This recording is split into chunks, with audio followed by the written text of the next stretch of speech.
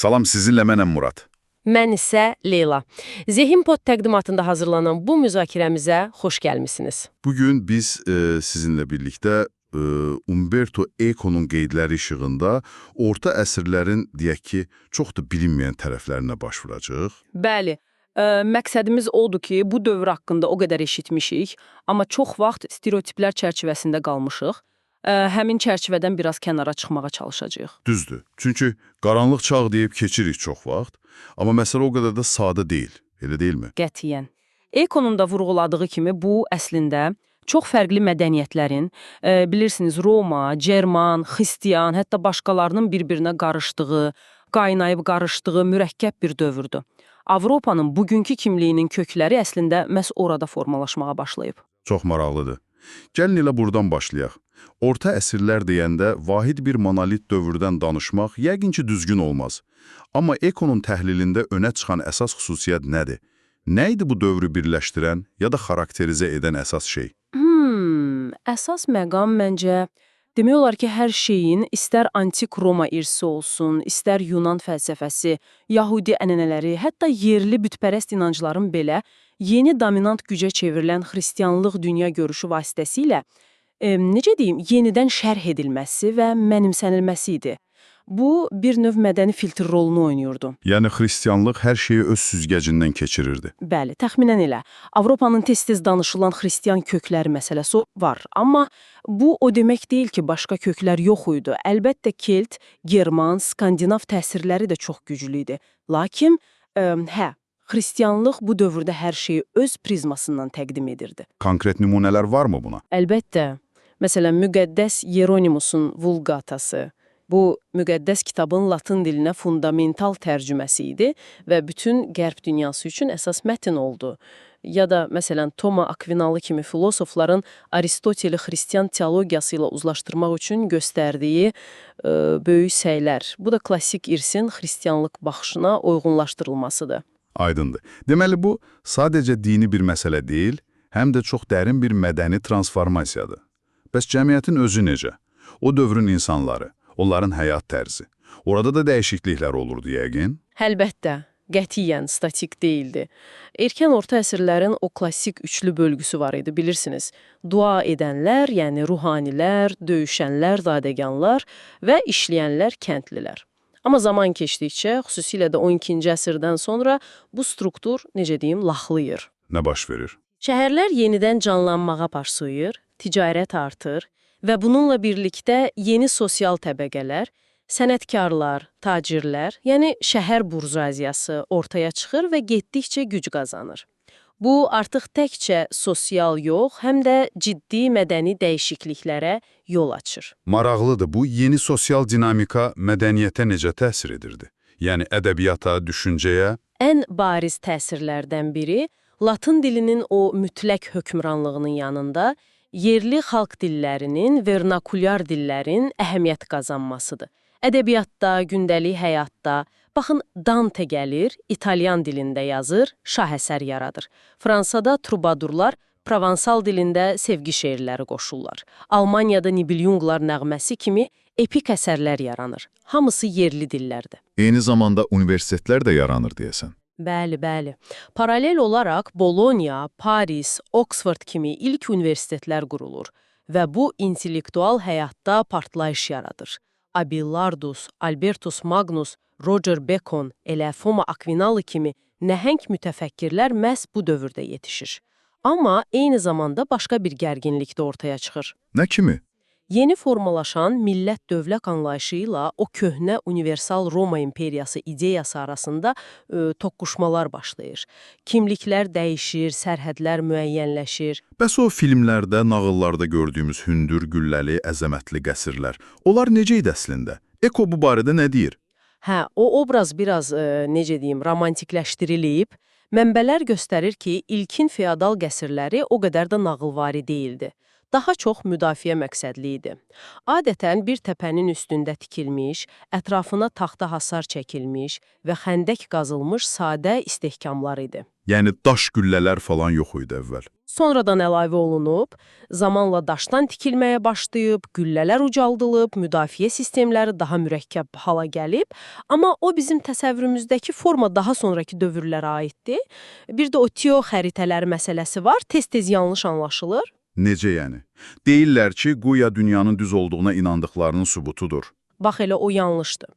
O xəritələr heç də dünyanın düz olduğunu sübut etmək üçün çəkilməyib. Bu sadəcə o dövr üçün məlum olan 3 qıtanı, Asiya, Avropa, Afrikanı sxematik şəkildə göstərən bir kartoqrafik ənənə idi. Və çox vaxt teoloji mərkəzli olurdu, yəni Qüds xəritənin mərkəzində yerləşdirilirdi. Dünyanın fiziki forması ilə bağlı bir iddia deyildi əslində. Aydındır. Bu dövr həm də böyük köçlər, xalqların qarşılaşması dövrüdür. O, German tayfalarının Roma dünyası ilə taması. Bu proses necə gedirdi? Sadəcə dağıdıcı bir toqquşma idi, yoxsa başqa tərəfləri də var idi? Bu da çox mürəkkəb bir prosesdir, əlbəttə. Eko da vurğulayır ki, buna sadəcə barbar hücumu kimi baxmaq düzgün deyil. Bəli, toqquşmalar, dağıntılar olub, amma eyni zamanda çox güclü qarşılıqlı təsir və inteqrasiya da baş verib. Germanlar Roma ərazilərinə yerləşdikcə mədəniyyətlər, idarəetmə formaları, hətta hüquq sistemləri bir-birinə təsir etməyə başlayıb. Hüquq sistemləri də maraqlıdır. Bəli. Məsələn, Frankların məşhur Lex Salicası, Salik qanunu var. Bu, German adət hüququ ilə Roma hüququnun elementlərini birləşdirir. Yaxud Vizigotların Breviarium Alaricianum adlı qanun məcəlləsi var ki, orada Roma hüququnun ciddi təsiri görünür. Yəni, bu bir növ sintez prosesi idi. Bu sintezdə nə rol oynayırdı? Nə idi bu fərqli xalqları bir araya gətirən? Burada 2 əsas amil var idi. Birincisi, xristianlığın yayılması. Bu, fərqli etnik qruplar arasında ortaq bir dini kimlik yaradırdı. İkincisi isə Roma imperiyasından qalan o mədəni irs, dil, latın, idarəetmə təcrübəsi, memarlıq və s. Bunlar bir növ yapışdırıcı rolunu oynayırdı. Nəticədə Frank, Lombard, Bulqar kimi yeni, qarışıq kimlikli Roma barbar deyə biləcəyimiz xalqlar yarandı. Hamı bu prosesə qoşuldu. Əsasən Qərbi və Mərkəzi Avropa. Maraqlıdır ki, məsələn, Skandinaviya bu prosesdən bir qədər kənarda qaldı. Onlar öz mədəniyyətlərini daha çox qoruyub saxladılar. Amma ticarət yolları vasitəsilə Avropa ilə çox sıx əlaqədə idilər. Xüsusilə Vikinglər dövründə. Bütün bu daxili transformasiyalar, qarışmalar gedərkən Avropanın cənub sərhədlərində də çox böyük fundamental bir dəyişiklik baş verirdi. İslamın yüksəlişi. Bəli, bu da orta əsrlər Avropasını formalaşdıran çox mühüm xarici amillərdən biridir. 7-ci əsrdə Ərəbistan yarımadasında yaranan İslam çox qısa müddətdə həqiqətən də inanılmaz sürətlə genişləndi.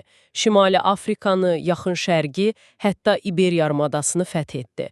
Bu, təbii ki, xristian Avropası üçün həm böyük bir təhdid idi, həm də istər-istəməz yeni bir mədəni təmas nöqtəsi yaradırdı. Avropanın buna reaksiyası necə oldu?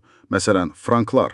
Frank dövlətində Karolinqalar sülaləsinin Pepin, sonra oğlu Böyük Karl yüksəlişi və onların xristianlığın əsas qoruyucusu kimi çıxış etməsi qismən də bu yeni gücə, İslama qarşı bir reaksiya idi. Məşhur 732-ci il Tours döyüşü var, Frankların Əməvi ordusunu dayandırdığı döyüş. Bu çox vaxt simvolik bir dönüş nöqtəsi kimi qəbul edilir. Böyük Karlın imperator olması da bununla bağlı idi. Bəli, 800-cü ildə Böyük Karlın Romada Papa tərəfindən imperator kimi taclandırılması həm Qərbi Roma imperiyasını bir növ bərpa etmək cəhdi idi, həm də xristian dünyasının İslam qarşısında vahid bir güc kimi möhkəmləndirilməsi məqsədini güdürdü. Eyni zamanda İspaniyada isə uzun əsrlər davam edəcək Reconquista, yəni yarımadanın xristian krallıqları tərəfindən müsəlmanlardan geri alınması mübarizəsi başlamışdı. Bu qədər qarşılıqlıq, müharibə, köçlər içində bilik necə qorunurdu, necə ötürülürdü? Antik dövrün irsi tamamilə itmədi ki. Xeyr, itmədi. Burada bəzi açar fiqurlar və institutlar çox böyük rol oynadı. Məsələn, Boietsi adlı bir filosof var idi. 6-cı əsrdə yaşamış. Ona çox vaxt Romalıların sonuncusu, sxolastiklərin birincisi deyirlər. O, Aristotelin məntiqə dair əsərlərini latıncaya tərcümə etdi. Logika Vetus. Bu tərcümələr olmasaydı, Qərbdə fəlsəfi düşüncənin əlaqəsi kəsilə bilərdi. Bəs bu bilikləri kimlər qoruyub saxlayırdı? Əsasən monastırlar, onların rolu həqiqətən əvəzsiz idi. Xüsusilə İrlandiya monastırları və ya Müqəddəs Benediktin nizamnaməsi əsasında qurulan monastır icmaları təkcə dini mərkəzlər deyildi. Onlar həm də dövrün əsas təhsil ocaqları, kitabxanaları, əlyazma emalatxanaları idi. Əlyazmalar burada üzü köçürülür, qədim mətnlər qorunub saxlanılır və gələcək nəsillərə ötürülürdü. Maraqlıdır ki, təbiətə, dünyaya baxışları da bizimkindən xeyli fərqli idi deyəsən. Daha çox simvolika axtarırdılar, elə deyilmi? Tamamilə doğrudur. Mənbələrdə adı çəkilən fiziologus kimi mətnlər var, ya da ondan törəyən bestiariumlar, heyvanlar aləmi haqqında kitablar. Bunlar müasir zoologiya kitabları kimi deyil. Orada heyvanlar, bitkilər, daşlar, hər şey öz fiziki xüsusiyyətlərindən çox daşıdığı güman edilən əxlaqi və dini mənalara görə təsvir edilirdi. Yəni, hər şeydə bir allegoriya, bir gizli məna axtarırdılar. Bəli, dünya Tanrının yazdığı böyük bir kitab kimi görülürdü və hər bir varlıq bu kitabın bir hərfi, bir simvoluydu. Hər heyvanın, hər bitkinin müəyyən bir xristian fəzilətini və ya günahını təmsil etdiyinə inanılırdı. Bu simvolizm təkcə kitablarda yox, erkən xristian incəsənətində və memarlığında da çox güclüydü. Katakombalardakı o sadə təsvirlərdən tutmuş, böyük bazilikaların planına tetramorf kimi 4 İncil müəllifinin Mətta, Mark, Luka, Yəhya simvolları, insan, şir, öküz, qartal, ikonoqrafik elementlərə qədər hər yerdə bu simvolik düşüncə özünü göstərirdi. Beləliklə, bütün bu danışdıqlarımızı ekonomatikın da işarə etdiyi bu parçaları birləşdirsək, orta əsrlər haqqında hansı ümumi nəticəyə gələ bilərik? O stereotipik qaranlıq çağı obrazı nə qədər doğrudur? Ziddiyyətlərlə dolu, köhnə strukturların dağıldığı, amma eyni zamanda yeni sintezlərin, fərqli mədəniyyətlərin, inancların, biliklərin qarışmasından doğan yeni formaların yarandığı bir transformasiya dövrü idi. Bir axtarış, bir yaradıcılıq dövrü idi əslində. Çox maraqlı bir Yekun oldu. Bu təhlili bitirərkən, bəlkə də dinləyicilərimizi düşünməyə vadar edəcək bir sual qoyaq ortaya. Orta əsrlərdə baş verən bütün bu dərin inteqrasiyaların, bu mədəni, hüquqi, dini qarışmaların mirası bugünkü dünya görüşümüzü, yaşadığımız cəmiyyəti, kimliyimizi, dəyərlərimizi sizcə necə formalaşdırmağa davam edir? Bu uzun və mürəkkəb dövrün əks sədalarını bugün öz həyatımızda, ətrafımızda harada görürsünüz?